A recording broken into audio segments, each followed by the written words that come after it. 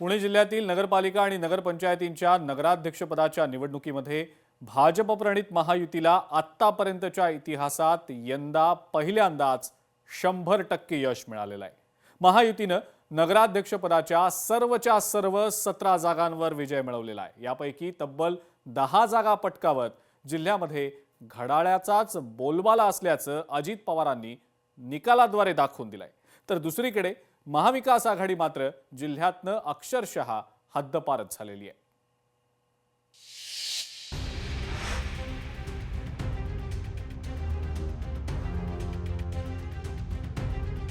पुण्यात अजित पवारांची दादागिरी, पुण्यात अजित पवारांच्या राष्ट्रवादीचीच टिकटिक, नगरपंचायत निवडणुकीत महायुतीचा झेंडा, पुण्यात महायुतीला 100% यश, महाविकास आघाडी पुण्यातून हद्दपार, 17 नगराध्यक्षांपैकी 10 जागांवर घड्याळ, शिवसेना 4 तर भाजपाचा 3 जागांवर विजय।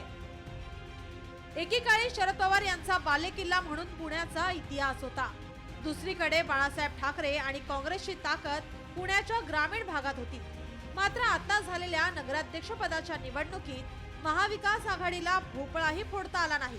परिणामी नगराध्यक्ष पदाच्या निवडणुकीत पुणे जिल्ह्यातून काँग्रेस, राष्ट्रवादी काँग्रेस शरदचंद्र पवार पक्ष आणि शिवसेना उद्धव बाळासाहेब ठाकरे पक्ष पूर्णपणे हद्दपार झालाय।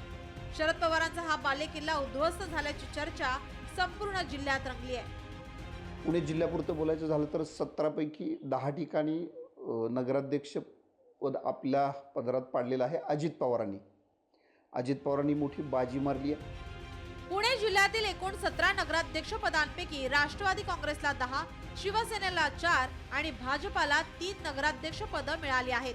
पालकमंत्री अजित पवार यांनी पुणे जिल्ह्यात स्वतःचा दबदबा कायम राखत जिल्ह्यात आपणच दादा असल्याचं दाखवून दिलंय। पुणे जिल्ह्यामध्ये देखील चांगला निकाल लागलेला आहे आणि जिल्ह्याची मी सगळ्या माझ्या मतदारांचे देखील आभार मानतो। जे नगराध्यक्ष 288 नगरपालिका, नगरपंचायत, नगरपरिषदामध्ये निवडून आलेले आहेत, भले ते कोणत्याही पक्षाचे असो, त्यांचाही मी सर्व अध्यक्षांचं, कारण डायरेक्ट अध्यक्षाची निवडणूक होती, त्यांचाही मी मनापासून अभिनंदन करतो। या निकालाचा आगामी निवडणुकांवर सकारात्मक परिणाम होण्याची शक्यता आहे। त्यामुळे पालिका निवडणुकीत राष्ट्रवादी अजित पवार गटाचा विश्वास वाढलाय। शेवटी आता इथं जे पक्ष आपापले उमेदवार देतील ते सगळा हाच प्रयत्न करतील की चांगल्यात चांगलं चारीचा प्रभाग व्हावा, चारी प्रभागातले ताकदीचे उमेदवार हे आपल्याला उभे करता यावे, अशा प्रकारचा प्रयत्न हा सर्वांचाच राहणार आहे।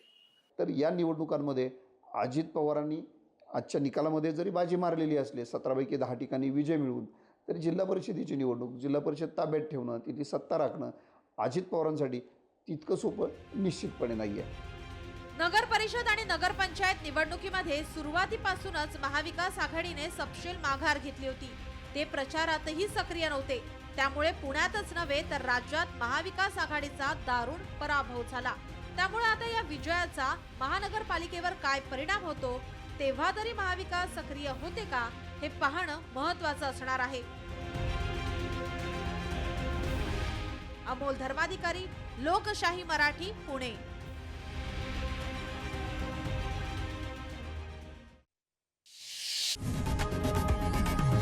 लोकशाही मराठी ऐका, पहा, जागरूक रहा।